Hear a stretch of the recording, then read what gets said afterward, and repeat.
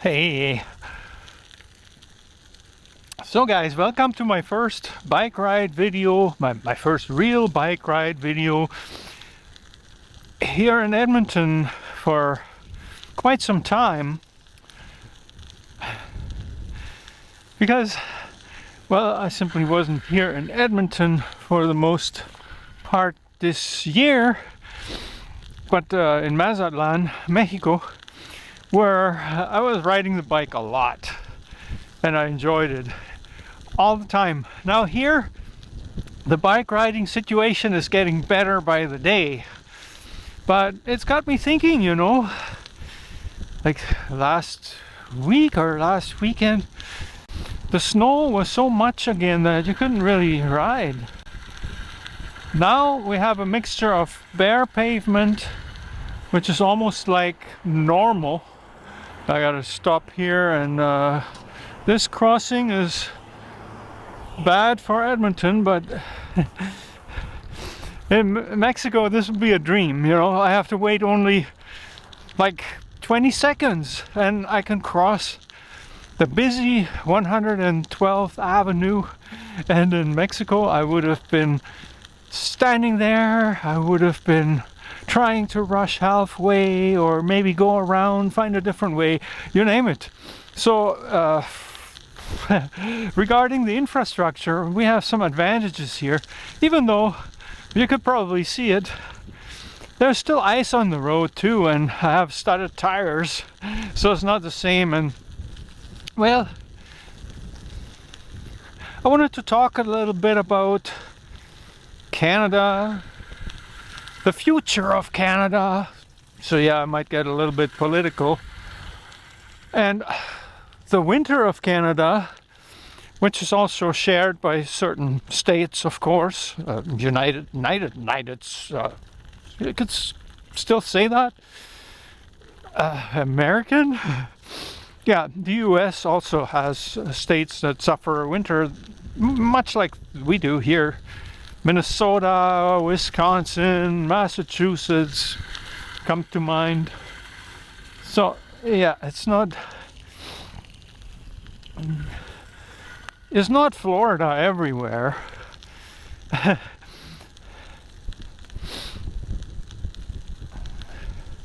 But basically, as Canadians, the winter costs us a lot.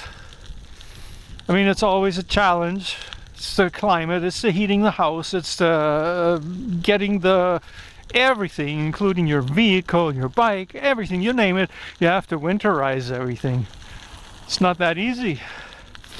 There are extra expenses, and it costs more in fuel, and we have carbon tax, but now it's apparently getting changed.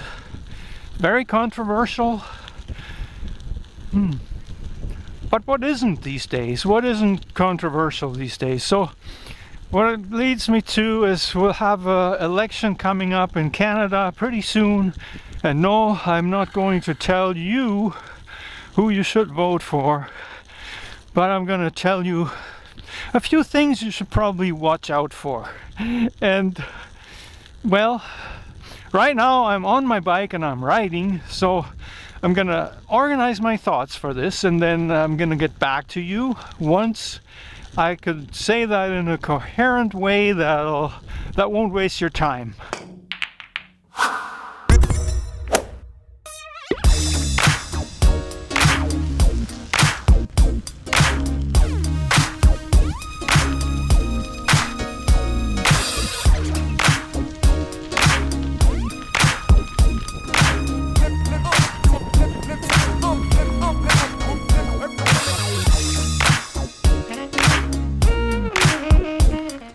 So here I am.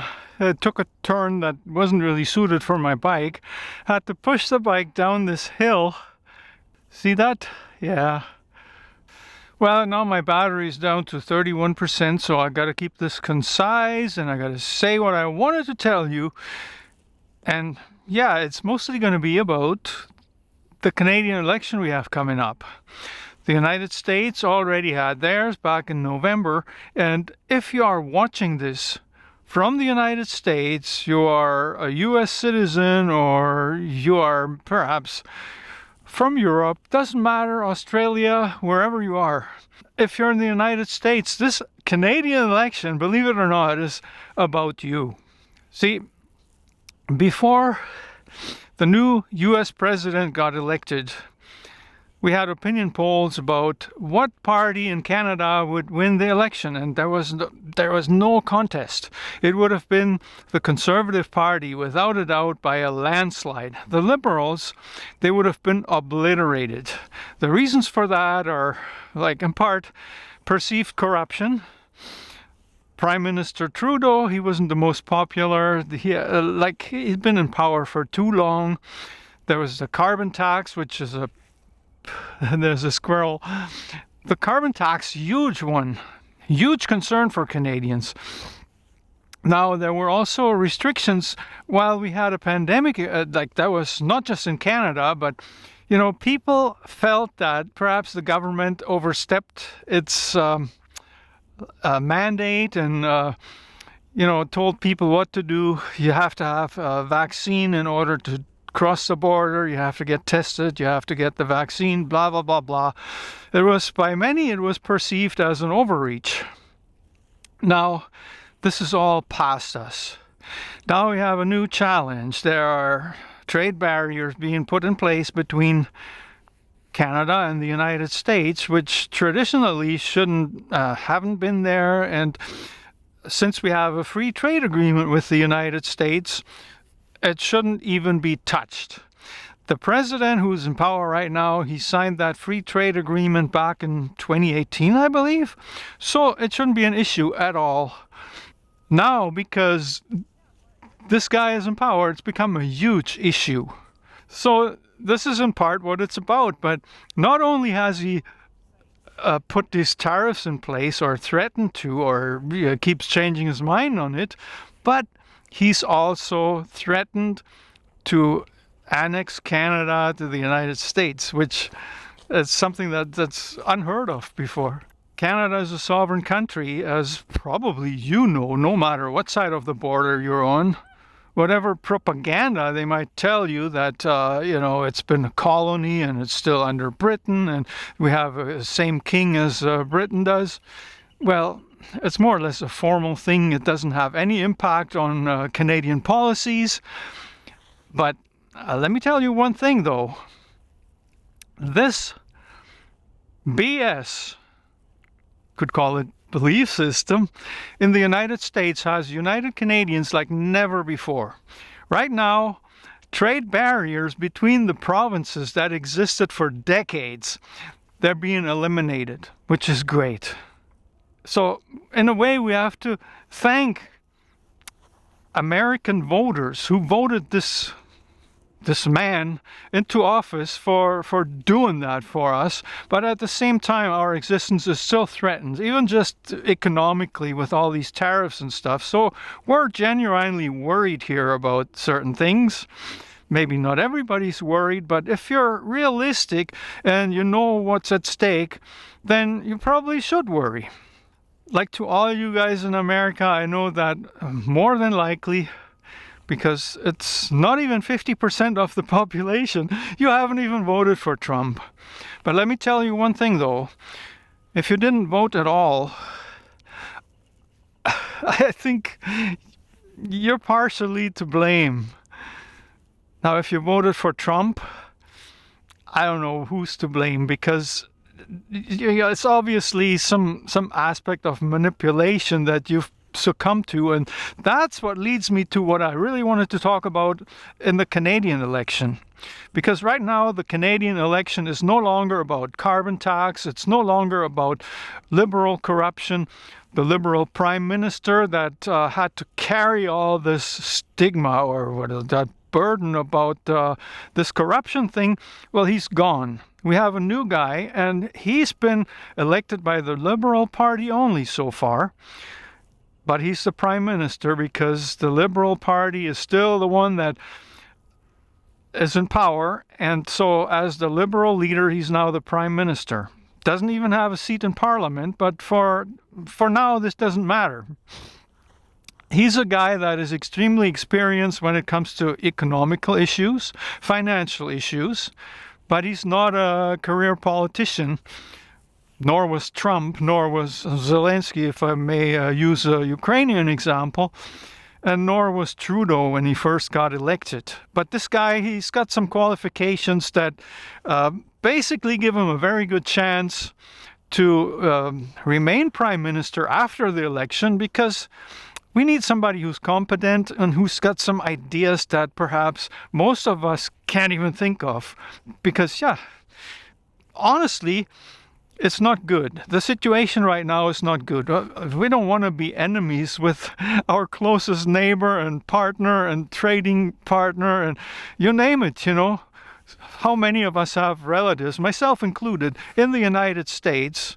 And sometimes the relationships are strained because we differ in a lot of different things. We differ in opinions, but it's always on a level where we respect each other. Now with the new president, President Trump, may I say the name, that's completely different. Trump does not respect anybody who doesn't agree with him and doesn't suck up to him. Oh no! Donald who? And that's a big problem. And that's right now, you're seeing it in the United States. That's happening. And we don't want this in Canada. We have a different system. We have checks and balances in place. We have a system that allows for more parties than just two, left and right, liberal and or Democratic and Republican. No, we have Liberal Party, Conservative Party, we have the National Democrats, which is called the NDP here, we have the Green Party, and of course we have a few smaller ones that I can't think of because they're really kind of insignificant. But we have a parliamentary system which is not perfect. It needs a reform, and whenever parties promise to do the reform, well, as soon as they're elected, they don't want it anymore because then it could affect their chances to win the next election. So you could say there's concerning corruption in Canada as well. It's not just the US, and it's probably most countries. If you're really honest about it, corruption is a little bit in human nature. It's not good, but we have checks and balances to deal with this. Now in Canada, often it's misunderstood for being really left-wing, where social programs eat everybody's money away because of high taxes, and people get money they don't deserve because they're not working and they get supported. And if somebody gets sick, the whole country, through their taxes, have to pay for their medical expenses. Well, let me tell you, the systems we have, they work beautifully. They don't always break even. They sometimes run deficits and stuff. There are wait times for the medical treatments that you may have. And of course there are problems. But people don't go bankrupt for medical expenses. And that, I think, probably, I can't speak for everybody, but I think most Canadians are aware of that and like to keep it that way.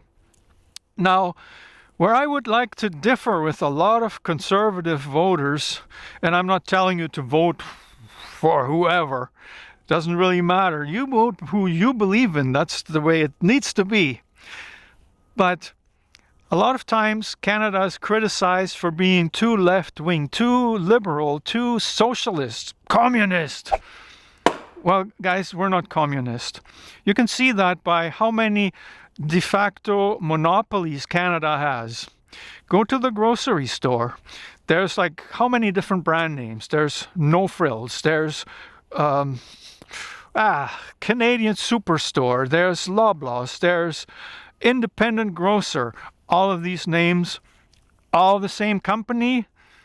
And then there's two more that are basically the same way. They own everybody. And that's just one segment of the economy. That's an example that make it impossible for smaller businesses to compete, and they price fix. If you go around, you probably, and it's been proven in court on occasions, there's price fixing going on. And because it's only between a few companies, they get away with it, guys. And this is quite the opposite of what socialism is. Now, I'm not saying I'm an outright socialist. I'm actually quite open-minded, middle road, or whatever you want to call it. I haven't made up my mind who I'm going to vote for this election, believe it or not, but I'm leaning towards somebody. But the thing is, with our economy, it is controlled by very few players, and it's very hard for independent small businesses to even get started, even get a foothold. Like even in my segment of the trade here, where I do small home repairs on a local level, like it's getting harder, or it's changing how to get the word out about my business.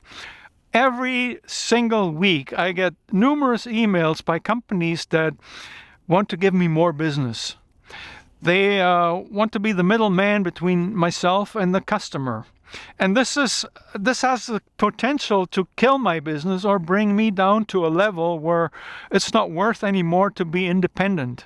You know, they want me to sign up on board with something where I am serving them first, and they determine how much I get paid, and they determine when I'll be available, and all of this stuff. And if you don't really take a stand against it and resist these emails every single time, and even if you have a week where you don't get any orders or you don't get any calls, well, it could be tempting to sign up to somebody where you have steady work and you make more money. But at the same time, it means giving up freedom. And this is throughout the Canadian economy. This is so prevalent, guys. There's private investment, private equity funds and stuff are buying up everything. I've been to the dentist recently for a follow-up appointment. Well, this was because I had a root canal back in August or September, and the service was horrible. Didn't even get the same dentist to look up my x-ray and stuff.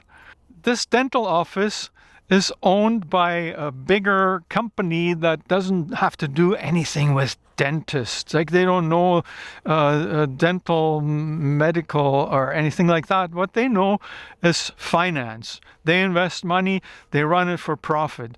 And this is the problem that I see with Canada for the most part, and it's been getting more so. And I don't want to see it go totally the way that perhaps you see in the United States, where people actually assassinate the CEO of a medical insurance company and that, you know. So for the Canadian election, I mean, the most important thing, that the message that I want to get across in this video is be careful where you get your information from. Verify everything. There's going to be so much misguidance and misinformation online in the next few weeks before this election actually happens. Listen to the debate that they're going to have, because you'll hear stuff from the candidate's mouth directly. That is the most important, because yeah. Hey, Doogie. Hello. Hi, how are you? I'm good. Finally, it's not too bad, eh, the weather?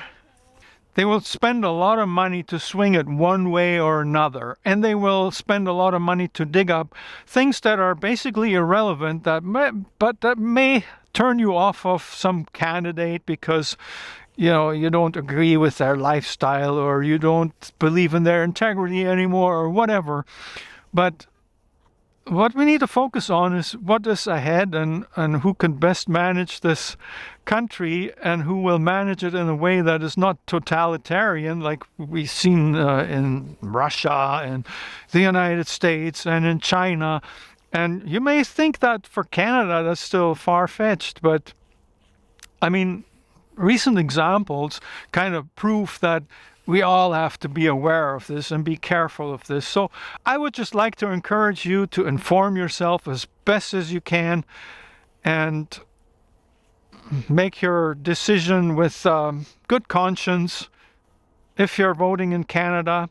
Now, if you're watching from the United States, as I said, this election is about you. This election has swung totally around. Like before, the Liberal Party of Canada, like I said, they didn't have a chance in hell to win the election. Well, right now, because it's perceived that perhaps the Liberal candidate might be the best one to stand up to your leader in the United States, that he's highly likely to do really well in the election and perhaps even win the majority.